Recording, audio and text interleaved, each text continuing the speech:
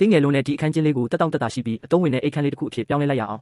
နှစ်ပေါင်းများစွာပင်ပန်းကန်စူးစမ်းရုံးကန်ပြီးပတ်စံတပြားမကျန်စုဆောင်းခဲ့ပြီးတဲ့နောက်မှာတော့ဂျွန်တယောက်နောက်ဆုံးမှာအောင်မြင်သွားခဲ့ပါပြီသူဟာနယူးယောက်မြို့မှာကိုပိုင်ခန်းလေးတစ်ခန်းဝယ်ယူနိုင်ခဲ့တာပါဒါပေမဲ့အဲ့ဒီခန်းက3စတူယန်မီတာပတ်လည်ပဲရှိပြီးအိမ်သာတစ်လုံးစာအကျယ်ဝန်းလောက်ပဲရှိပါတယ်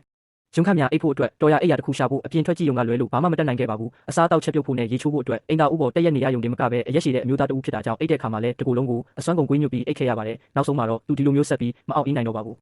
တိုက်ခန်းတစ်ခုလုံးရဲ့ပုံစံကအိမ်သာတစ်လုံးလိုဖြစ်နေတာပါနေရံတွေမှာကြွေပြားကြီးကြီးတွေကတ်ထားပြီးကျမ်းပြင်ကိုလည်းနှစ်ပေါင်း1000ခွဲခိုင်စီမဲ့ကြွေပြားတွေခင်းထားပါတယ်စကျင်ကြောက်ကောင်နာကုန်းပေါ်မှာကြွေစလုံးတစ်ခုတက်ဆင်ထားတာကြောင့်ရေချိုးခန်းသုံးပစ္စည်းတွေထားဖို့နေရာလုံလောက်သွားပါတယ်အိမ်သာဦးနဲ့ရေပန်းကောင်းကိုလည်းတွဲရက်တက်ဆင်ထားတာကြောင့်ဂျွန်တယောက်အိမ်မှာတင်မိုးတဲထန်စွာရွာသွန်းတလူမျိုးအားရပါရရေချိုးနိုင်သွားပါပြီးတီးတန့်ဖြစ်မှုရှိစေဖို့အပြင်ဘက်မှာခောက်တကားတဲ့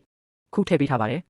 သတင်းပေါက်နားမှာတော့အခန်းကိုမိဖို့ကြောင့်ဖြစ်ပြောင်းလဲပေးမဲ့နှစ်ထပ်ဗီဒီယိုအသေးလေးတစ်ခုတက်ဆင်လိုက်ပါတယ်အခုဆိုရင်ဂျွန်တယောက်အိမ်မှာတင်ကောင်းကောင်းမွန်မွန်ချက်ပြုတ်စားတောက်နိုင်ပြီပေါ့အဝိရှော်ရတာအဆင်ပြေစေဖို့ရင်းပေးမှာအဝိရှော်ဆက်တစ်လုံးကိုမြုပ်ပြီးထည့်သွင်းပေးထားပါတယ်အခြားတစ်ဖက်မှာတော့ရေခဲတက်တာအသေးလေးတစ်လုံးကိုအံဝင်ခွင်ကြထည့်ထားပြီးအပေါ်ဘက်မှာတော့ပစ္စည်းတွေပုံမသိမ်းဆည်းနိုင်ဖို့အပေါ်လံဖွင့်ရတဲ့ကက်ဘိနက်ဗီဒီယိုတစ်ခုလုပ်ပေးထားပါတယ်ဟင်းချက်နက်တွေအပြင်မထွက်အောင်တားစီဖို့နောက်ထပ်ခောက်တကားတစ်ခုလည်းတက်ဆင်ထားပါသေးတယ်နေရန်အပြည့်ဖက်နှက်ဗီဒီယိုကြီးရဲ့အောက်ခြေပိုင်းမှာဂျွန်ခဏခဏစီးတဲ့ဖက်နှက်တွေကိုထားပြီးအပေါ်ဘက်အပိုင်းမှာတော့သူ့အတော်လက်ဆောင်ပေးထားတဲ့အရက်ကောင်းတွေကိုထည့်ထားပါတယ်ဗီဒီယိုတကားတွေကိုပိတ်ထားခြင်းဖြင့်ဖုံးမှုတွေမဝင်အောင်ကာကွယ်ပေးပါတယ်အပြင်ကပြန်လာတဲ့အခါနေ့စဉ်သုံးပစ္စည်းလေးတွေတင်ထားဖို့စင်လွတ်တစ်ခုကိုလည်းထည့်သွင်းပေးထားပါတယ်အဝင်တကားမှာတော့အဆင်ပြေစေဖို့စမတ်တော့တက်ဆင်ထားပြီးဖက်နှက်လဲရတာပိုပြီးတက်တောင့်တက်တာရှိစေဖို့ခောက်ထိုင်ကုန်လေးတစ်ခုထည့်ပေးထားပါတယ်အလဲကဆွဲထုတ်လို့ရတဲ့ပြင်များကိုဆွဲလိုက်ရင်ထမင်းစားပွဲအဖြစ်အသုံးပြုနိုင်ပြီးမသုံးတဲ့အခါအလွယ်တကူပြန်သိမ်းထားလို့ရပါတယ်သူ့တော်စီကနေပတ်စံနှဲငယ်ချေးပြီးနေရန်က expansion ဝက်ဝူတွေဝဲကအရာအလုံးကိုနေရန်မှာမြဲမြံစွာဆွဲကပ်အောင်လုပ်လိုက်ပါတယ်အပြင်ဘက်အလွှာကူတော့တဘာဝပတ်ဝန်းကျင်နဲ့ကိုက်ညီတဲ့တစ်သားပြားတွေနဲ့ဖုံးအုပ်လိုက်ပါတယ်သူ့တော်စီကရတဲ့အိစက်ညံဖက်နေတဲ့မွေးရကြီးကတော့အိယာဖြစ်လာခဲ့ပါပြီစိတ်အေးချမ်းသာရှိစေဖို့သတင်းပေါက်နာမှာဘေးကင်းလုံခြုံရေးလက်ရန်တက်ဆင်ထားပြီးပိုပြီးတက်တောင့်တက်တာရှိစေဖို့အိစက်တဲ့ကူရှင်ကာတွေထည့်ပေးထားပါတယ်ဖုံးကွယ်ထားတဲ့ပစ္စည်းတူလောင်ခန်းလေးတွေပြုလုပ်ဖို့ထူထဲတဲ့နေရန်တွေကိုအပေါက်ရှစ်ပေါက်တူးလိုက်ပါတယ်ဖုံးအားသွင်းရတာလွယ်ကူစေဖို့အိယာဘေးမှာမီးကလုတ်တွေနဲ့ပလက်ပေါက်တွေကိုတက်ဆင်ပေးထားပါတယ်အိယာဘေးကနေရာလို့ဟာညဘက်ပစ္စည်းတင်တဲ့ဆင်ဖြစ်လဲအသုံးဝင်ပါတယ်အနီးနားမှာပရိုဂျက်တာအသေးစားလေးတစ်ခုထားရှိတာကြောင့်ဂျွန်တယောက်အပြင်ထွက်ဆရာမလိုပဲရုပ်ရှင်ရုံလိုမျိုးဗီဒီယိုစကားကြီးတွေကိုအိမ်မှာတင်ကြည့်ရှုခန်းစားနိုင်ပါပြီ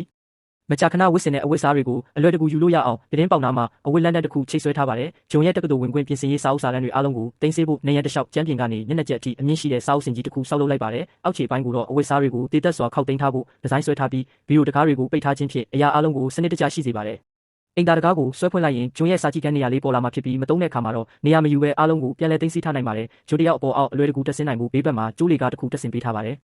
အိမ်သာအရွယ်စားပဲရှိတဲ့ဒီအခန်းချင်းလေးဟာအခုဆိုရင်လှုပ်ဆောင်ချက်အပြည့်နဲ့အကောင်းမွန်ဆုံးအသုံးချနိုင်တဲ့အခန်းလေးတစ်ခုဖြစ်သွားပါပြီကဲနောက်ဆုံးထွက်ပေါ်လာတဲ့ဒီဇိုင်းအပြည့်စုံကိုကြည့်လိုက်ကြရအောင်